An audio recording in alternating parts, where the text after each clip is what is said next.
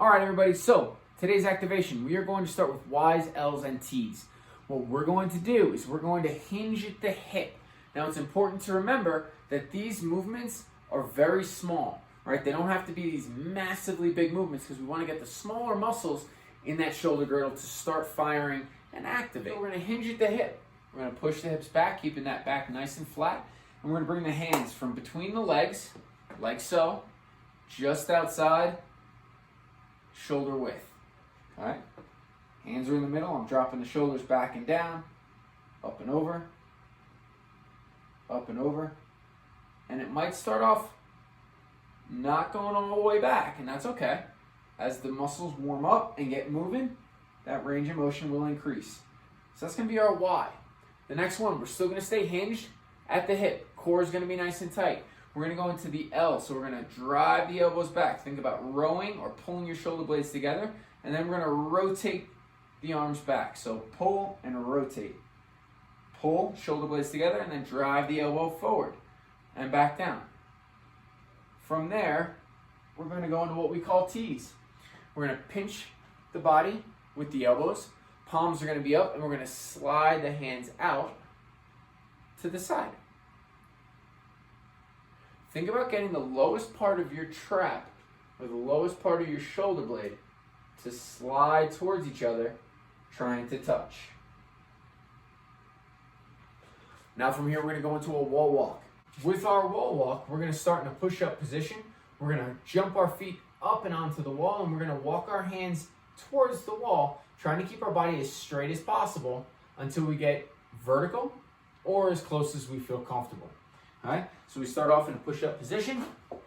I bring one foot up, I bring the other foot up, and then from here I keep this nice hollow position, and I walk my hands and feet till I'm comfortable or vertical, and then I walk it back down. Always be aware of how fast your feet might slide down the wall. Now, the last movement we're going to do in this activation is going to be a handstand hold. So, what I recommend is doing another wall walk, and then from there, just start counting in your head as you hold that upside down position. Again, working on giving me a beautiful hollow body, where we're going to flex our quads, squeeze our glutes, core super tight, and then pressing into the ground as hard as you can, locked out overhead, like so.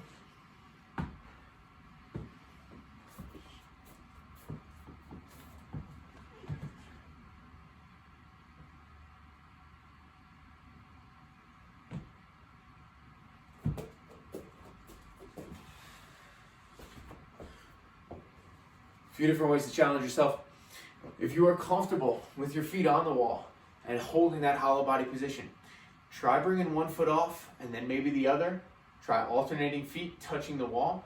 Try to work on getting their weight out over your fingertips and just kind of practicing and playing around with actually holding a freestanding handstand. It'll be fun. You guys will enjoy it. Be smart, be safe. So for the next movement, we're going to go into our skater lunge, okay? Try not to laugh too hard when you watch me do this. I am not a very good skater. But, here we go. All right, so what we're going to do is we're going to start off in this nice athletic position. And then from here, I'm going to push off my outside leg and come here. All right, so I load that outside leg. Think about giving me that quarter squat. And then from here, I push off and I'm down. Whoop, going off the sides. Okay? So, with your skater lunge, you're getting into that single leg lunge, single leg squat, maybe a stagger stance. I'm going to squat and load my backside. I'm going to push off and switch. All right, so I'm here, loaded up, nice and athletic, jump and switch, and then try not to fall off to the side. That's 2 strikes for me. All right, so I'm going to be here, focus, cross, cross. The height of the jump, not super important. The width of the jump, again, not super important. So long as you're putting a ton of power into that explosion and then catching and landing nice and athletic, right? Whenever we're jumping, whether it's boxes, ropes, or in this case, going over and back, make sure that you are jumping and landing in a very athletic position, Well, if you have any questions about this, go ahead and reach out to me, reach out to your coaches, and we can help you answer them. Final movement we're going to cover today is our dumbbell snatch and our dumbbell snatch progression. What we're going to start with is a dumbbell deadlift. You can go both hands. It's kind of a good way to start, just loading the hips, prepping that hinge position for what's going to come. All right? So I'm going to grab the dumbbell by both sides, and I'm just going to go into my deadlifts. Sitting the hips back, loading my hamstrings. I don't have to take it to the floor, it's not a barbell, but I am going to go hips back and slightly down, somewhere around mid-shin to ankle height. Now I'm going to start on the ground and bring it back up. I'm going to go with a single arm deadlift. So I'm going to keep one arm out to the side, the other one's going to be on the floor. It looks like this.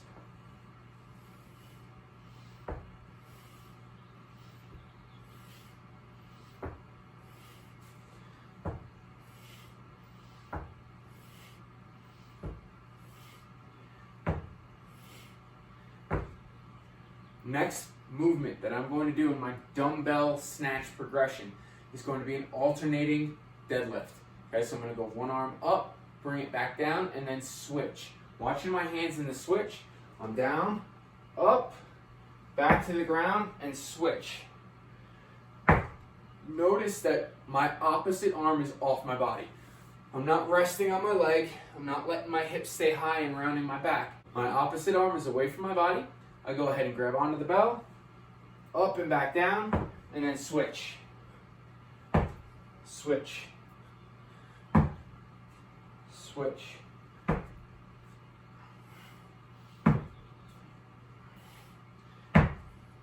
From here, we're going to go into a high pull. Just like I did with the deadlift, I'm going to start with a single arm. I'm going to go a few reps on one side, then a few reps on the other. Looks like this. Deadlift, high pull, deadlift, high pull.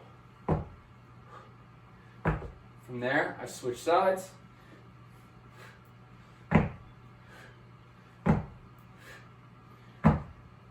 Remember, it's important to use the legs and hips to get that bell moving. I don't want to just be lifting it with my arm.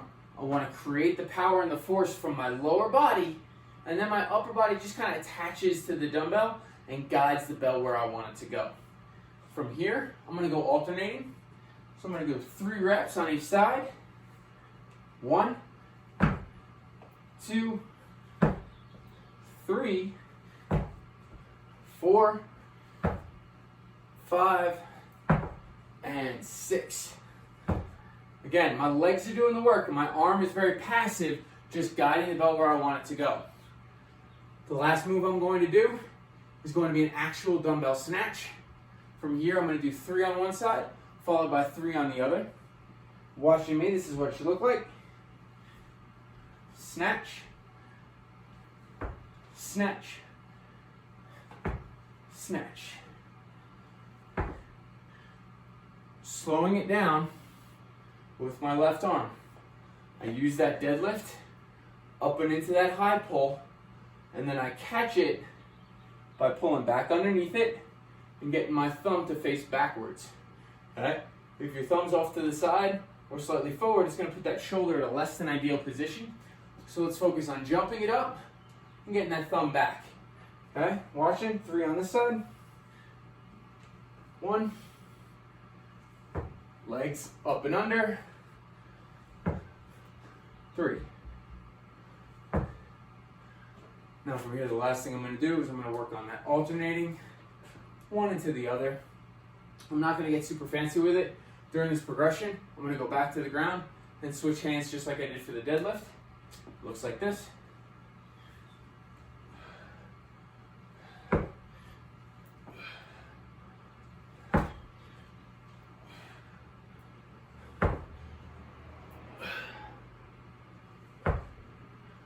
That's our dumbbell snatch progression.